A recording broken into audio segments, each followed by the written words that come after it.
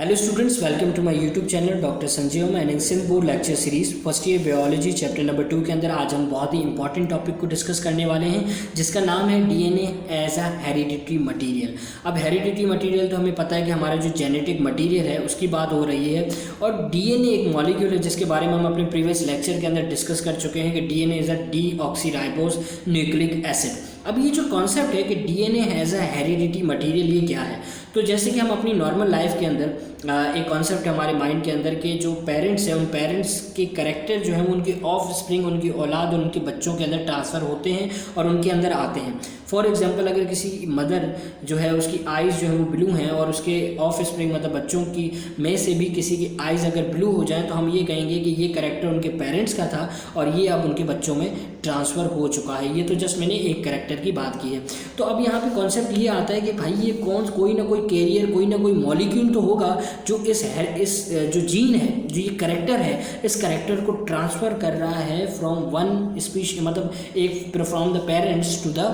Of spring. तो basically यहाँ पर जब बहुत ज़्यादा इन्वेस्टिगेशन हुई, बहुत ज़्यादा एक्सपेरिमेंट्स हुए, तो उन्होंने ये एट लास्ट जो कंक्लूजन दिया वो ये दिया कि जो हमारे पास कैरियर है, जो हमारे पास मॉलिक्यूल है, वो है डीएनए। डीएनए एक ऐसा मॉलिक्यूल है जो कि हेरिडिटरी मटेरियल, जो मतलब जो जेनेटिक मटेरियल है हमारे पास, उसको ट्रांसफ़र करता है from the parents to the offspring. इसका जो फर्स्ट एविडेंस है, मतलब कि DNA as a hereditary material है, इसका फर्स्ट एविडेंस, ये जो फर्स्ट एक्सपेरिमेंट था वो बेसिकली एक वायरस के ऊपर किया गया था। बैक्टीरियोफेज एक वायरस है जो कि इन्फेक्शन क्रिएट करता है बैक्टीरिया के अंदर, ठीक है। तो यहाँ पर बैक्टीरियोफेज का जब एक्सपेरिमेंट हुआ था तो उसने एक पहला एविडेंस दिया था कि डीएनए जो है वो एक हेरिडिटरी मटेरियल है, वो कैरेक्टर्स को फ्रॉम मतलब पेरेंट्स टू ऑफ स्प्रिंग जो है वो क्या कर रहा होता है, ट्रांसफ़र कर रहा होता है, या फिर यूँ समझ लें कि इन सिंपल वर्ड्स के वो ट्रांसफॉर्मेशन कर रहा होता है जेनेटिक मटेरियल की from one place to another place, ठीक है। सिंपल सा कॉन्सेप्ट इसका ये है। अब इसमें जो ये बैक्टीरियोफेज वाली जो मैंने फर्स्ट एविडेंस की बात की है, इसकी मैं वीडियो पहले से अपलोड कर चुका हूं, और आज हम एक दूसरा एक्सपेरिमेंट के बारे में डिस्कस करेंगे जिसका नाम है ग्रिफ्थ एक्सपेरिमेंट। और ये ग्रिफ्थ एक साइंटिस्ट थे जिन्होंने एक एक्सपेरिमेंट परफॉर्म किया था, और उसने उस एक्सपेरिमेंट में ये जो है वो कंक्लूजन निकाला कि डीएनए जो है वो एक हेरिडिटरी मटेरियल है, मतलब डीएनए ही वही कैरियर है, वही मॉलिक्यूल है जो पेरेंट्स से ऑफ स्प्रिंग के अंदर कैरेक्टर्स को जो है वो ट्रांसफ़र कर रहा होता है, या फिर बेसिकली वो ट्रांसफ़र कर रहा होता है genetic material from one species या टू अनदर स्पीशीज़ वगैरह एक्सेट्रा, आप कुछ भी कह सकते हैं, ठीक है। अब यहाँ पे क्या हुआ, ग्रिफ्थ ने एक बैक्टीरिया लिया जिसका नाम है स्ट्रेप्टोकोकस नमूनिया। बेसिकली ये बैक्टीरिया जो है ये लंग डिजीज़ कॉज करता है, जिस डिजीज़ को हम नमूनिया अल्फाज में कहते हैं। तो ये जो नमूनिया की डिजीज़ है, ये स्ट्रेप्टोकोकस नमूनिया एक बैक्टीरिया है, वो ये कॉज करता है। और इस डिजीज़ के अंदर क्या होता है कि लंग्स के अंदर जो है पानी भर जाता है और फिर रेस्पिरेटरी में प्रॉब्लम हो जाती है, और फिर जो है वो डेथ भी कॉज होती है। अब इस साइंटिस्ट ने ये जो स्ट्रेप्टोकोकस नमूनिया है, इस बैक्टीरिया के दो टाइप लिए, या इसने इसको दो ग्रुप में डिवाइड किया। एक जो ग्रुप था वो था, उसने लिखा आर टाइप एंड दूसरे का लिखा एस टाइप। अब ये आर और एस टाइप क्या है? सो बेसिकली जो आर टाइप बैक्टीरिया था, इस बैक्टीरिया के ऊपर कोई कवर नहीं था, कोई कैप्सूल नहीं था, कोई कवर नहीं था, तो इस वजह से जो उसकी सरफेस थी वो रफ़ थी। अगर इसकी एग्जांपल दूं तो आप अपने बुक्स की बात करें तो आपके पास अगर एक बुक मौजूद है और उस बुक के ऊपर कवर नहीं मौजूद है, और अगर आप उसके ऊपर अपना हाथ रखें और उसे फील करें तो उसकी जो सरफेस है वो आपको रफ़ फील होगी, ठीक है। मतलब उसके ऊपर कोई कवर मौजूद नहीं है। लेकिन अगर आप उसके ऊपर जो प्लास्टिक कवर आ रहा होता है, जिसे हम नॉर्मली शीट कह रहे होते हैं, अगर उसे आप उसके ऊपर प्लेस कर दें और उसके बाद उसकी सरफेस के ऊपर फील करें तो आपको वो रफ़ फीलिंग नहीं आएगी, वो आपको स्मूथी सी फीलिंग जो है वो फील हो रही होगी। तो बेसिकली ये जो आर टाइप बैक्टीरिया था, इसके ऊपर कैप्सूल मौजूद नहीं था, इस वजह से इसकी जो सरफेस थी वो क्या थी, रफ़ थी,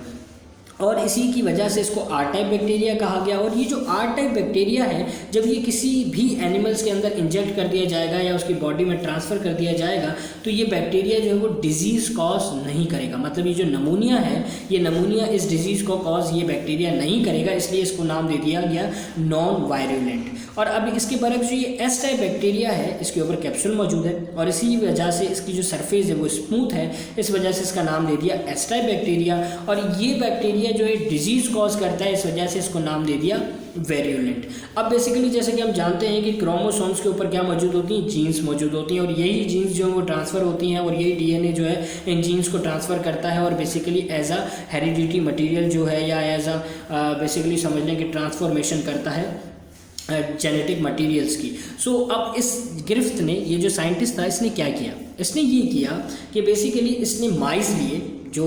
लेबॉर्ट्री के अंदर जो माइस यूज़ होते हैं फॉर द एक्सपेरिमेंट, उनको कहा जाता है एल्बिनो माइस। ये वाइट कलर के माइस होते हैं, ठीक है, रेड भी होते हैं। सो बेसिकली इनको एल्बिनो माइस कहा जाता है और इसने एल्बिनो माइस लिए और माइस लेकर इसने अपने जो इस एक्सपेरिमेंट को है इसको 4 स्टेप्स के अंदर परफॉर्म किया। जैसे कि आप पहला स्टेप देख सकते हैं, आप पहले स्टेप के अंदर उसने माइस लिया और माइस के अंदर ये जो R टाइप बैक्टीरिया था इसको इंजेक्ट किया। अब क्योंकि R टाइप बैक्टीरिया जो है वो नॉन डिजीज़ कॉजिंग बैक्टीरिया है, तो उसने माइस के अंदर ये नमूनिया की डिजीज़ कॉज नहीं की और ये अलाइव रहा, क्योंकि जब डिजीज़ कॉज नहीं हुई तो उसको रेस्पिरेटरी प्रॉब्लम भी नहीं हुई, उसको सांस लेने में भी प्रॉब्लम नहीं रही और वो जिंदा रहा। अब इसके बरक्स जब उसने S टाइप बैक्टीरिया लिया, तो S टाइप बैक्टीरिया को जब उसने माइस के अंदर इंजेक्ट किया तो उसकी डेथ हो गई, क्योंकि S टाइप बैक्टीरिया जो है वो वायरुलेंट है और उसने क्या किया, उसके अंदर डिजीज़ कॉज कर दी, उसको नमूनिया हो गया और उसके बाद उसकी रेस्पिरेटरी प्रॉब्लम से स्टार्ट हो गई और एट लास्ट उसकी डेथ हो गई। अब जो ये थर्ड स्टेप था ये बड़ा इंटरेस्टिंग था। इस स्टेप के अंदर उसने क्या किया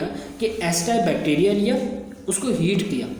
अब हीट करने से क्या हो गया, तो समझ लो कि वो डेड हो गया। हीट करने से वो क्या हो गया, डेड हो गया। उसके अंदर के जितने भी फंक्शन थे, जो भी चीज़ें वो ट्रांसफ़र कर रहा था, जैसे कि इसके अंदर जो ट्रांसफॉर्मेशन हो रही थी कि जब S टाइप बैक्टीरिया उसकी बॉडी के अंदर इंटर हुआ तो उसने अपने फंक्शन परफॉर्म किए और जो है फिर उसके बाद उसने डिजीज़ कॉज की और डेथ हो गई उसकी माइस की। लेकिन यहाँ पे S टाइप बैक्टीरिया को उसने हीट किया और उसका जो मटेरियल था या फिर वो जो आपके पास बैक्टीरिया है जो S टाइप था वो डेड हो गया। जब वो डेड हो गया और उस डेड S टाइप को उसने माइस के अंदर इंजेक्ट किया तो माइस को कोई इफेक्ट नहीं हुआ, वो अलाइव रहा। क्यों? क्योंकि जो S टाइप बैक्टीरिया था वो डेड हो गया था। जब वो डेड हो गया था तो वो डिजीज़ कॉज नहीं कर सकता, क्योंकि अलाइव होता तो वो डिजीज़ कॉज करता। अब जो फोर्थ स्टेप था ये बहुत ही ज़्यादा इंटरेस्टिंग था कि इसके अंदर उसने क्या किया कि एक तो R टाइप बैक्टीरिया लिए जो कि लाइव थे, मतलब ये जिंदा हो या डेड हो, लेकिन ये तो हमेशा कभी भी जो है वो डिजीज़ कॉज नहीं करते। तो ये R टाइप उसने लाइव बैक्टीरिया लिए, मतलब इससे तो कोई फ़र्क नहीं पड़ेगा, माइस को ये जिंदा रहेगा। इसी के साथ इसने डेड S टाइप लिया, मतलब ऐसा आपके पास जो है बैक्टीरिया लिया S टाइप का जो डेड था, मतलब जो कोई फंक्शन परफॉर्म नहीं कर सकता था। अब सिंपल सी बात है, ये डिजीज़ कॉज नहीं करता, ये डिजीज़ कॉज करता है, लेकिन ये डेड है। जब इन दोनों को मिक्स करके इस माइस के अंदर इंजेक्ट कर दिया गया तो माइस को जो है वो कुछ भी नहीं होना चाहिए था, उसको तो अलाइव होना चाहिए था, उसको ज़िंदा रहना चाहिए था, लेकिन ये डेड हो गया।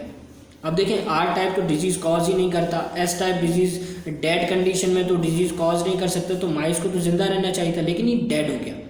अब जब यहाँ पे ये जो एक नया कॉन्सेप्ट आया कि भाई डेड कैसे हो गया, तो इसका कंक्लूजन जो है, जो एक साइंटिस्ट था, इसने डिफरेंट जो है वो मज़ीद जाकर जो है इन थ्योरीज़ को सॉल्व करने के लिए मज़ीद अपना दिमाग जो है वो लगाया और उसने एट लास्ट हमें ये जो है कंक्लूजन दिया कि जो लिविंग R टाइप था और डेड हमारे पास S टाइप था, ये हमने इंजेक्ट किया था माइस के अंदर और उस माइस की क्या हो गई, डेथ हो गई। अब जब उस माइस के अंदर से उस सैंपल को लिया गया, ठीक है, जो उस माइस के अंदर मौजूद था, जो ब्लड के अंदर जो सैंपल मौजूद था, मतलब ये जो R टाइप और S टाइप का जो मिक्सचर उसकी बॉडी में गया, उसने कोई ना कोई रिएक्शन किया जिसकी वजह से डेथ हो गई, तो उसको उसने ब्लड से लिया, ठीक है, मतलब उसका ब्लड लिया। और ब्लड लेने के बाद जब उसने इन्वेस्टिगेट किया तो उसने ये देखा कि उसने तो R टाइप लाइव डाले थे और डेड जो है वो S टाइप डाले थे उसकी बॉडी के अंदर, लेकिन जो S टाइप थे वो लिविंग कंडीशन में थे। अब ये बहुत ही मतलब एक इंटरेस्टिंग स्टोरी हो गई यहाँ पे कि जब कोई चीज़ जो कि डेड है वो लाइव कैसे हो गई, वो ज़िंदा कैसे हो गई। तो उसके बाद उसने एक जो है यहाँ पे एक स्टेटमेंट दी, उसने ये कहा कि जो S टाइप था वो डेड तो ज़रूर हो चुका था, लेकिन जो उसका DNA है वो DNA उस S टाइप से निकला और वो ट्रांसफ़र होके कहाँ चला गया,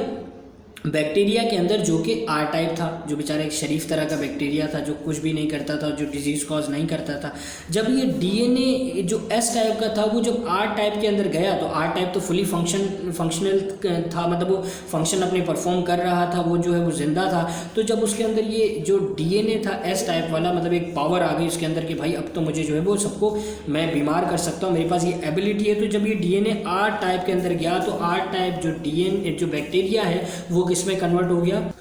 सो वो बैक्टीरिया जो है वो कन्वर्ट हो गया नॉन विरुलेंट बैक्टीरिया से विरुलेंट बैक्टीरिया में, मतलब अब ये बैक्टीरिया डिजीज़ कॉज कर सकता है, इसके अंदर ये एबिलिटी आ गई। और उसके बाद इस आर टाइप बैक्टीरिया ने अपनी बॉडी, जो बैक्टीरिया के अंदर डिफरेंट मैकेनिज्म्स थे, उन मैकेनिज्म्स को जो है वो फॉलो किया, एक प्रोसेस चलाया, और प्रोसेस करने के बाद उसने एक ऐसा रिएक्शन उस माइस की बॉडी में किया जिसकी वजह से उस माइस की डेथ हो गई और उसको डिजीज़ मतलब कॉज हुई, और डिजीज़ कॉज होने के बाद डेथ हो गई। तो एट लास्ट जो स्टेटमेंट थी जो आपकी बुक के अंदर मौजूद है, क्योंकि जितनी बातें मैंने बताई आपकी बुक में नहीं मौजूद है, तो आपकी बुक में जस्ट इतना सा स्टेटमेंट है कि डीएनए जो है वो एक हेरिडिटरी मटेरियल है, क्योंकि ये ट्रांसफ़र इसने किया था लाइव बैक्टीरिया से, जो अब लाइव बैक्टीरिया था, और जो आर टाइप हमारे पास बैक्टीरिया था उसके अंदर उसने एस टाइप बैक्टीरिया का जो है वो डीएनए ट्रांसफ़र किया था, और उसने लाइव बैक्टीरिया को कन्वर्ट कर दिया था नॉन विरुलेंट से विरुलेंट में, मतलब डिजीज़ कॉजिंग से। सो इस पूरी जो एक्सपेरिमेंट था या इस पूरी थ्योरी से हमें ये पता चला कि डीएनए जो है वो एक हेरिडिटरी मटेरियल है, और वो जो है ट्रांसफ़र होता है, और इसके ये ट्रांसफ़र करता है जेनेटिक इन्फॉर्मेशंस को, जो इन्फॉर्मेशन मज़ीद जो बॉडी के अंदर जो भी इन्फॉर्मेशंस होती हैं उसे क्या करता है डीएनए, या फिर जो करैक्टर्स होते हैं उनको डीएनए ट्रांसफ़र करता है। तो आई होप कि इस टॉपिक को आपने अच्छे तरीके से समझा होगा। इसके अलावा अगर आपकी कोई भी क्यूरी हो तो आप अपनी कमेंट बॉक्स में ज़रूर पूछिएगा, इसी के साथ अपना फीडबैक ज़रूर दीजिएगा, और मुझे अपनी दुआओं में याद रखिए।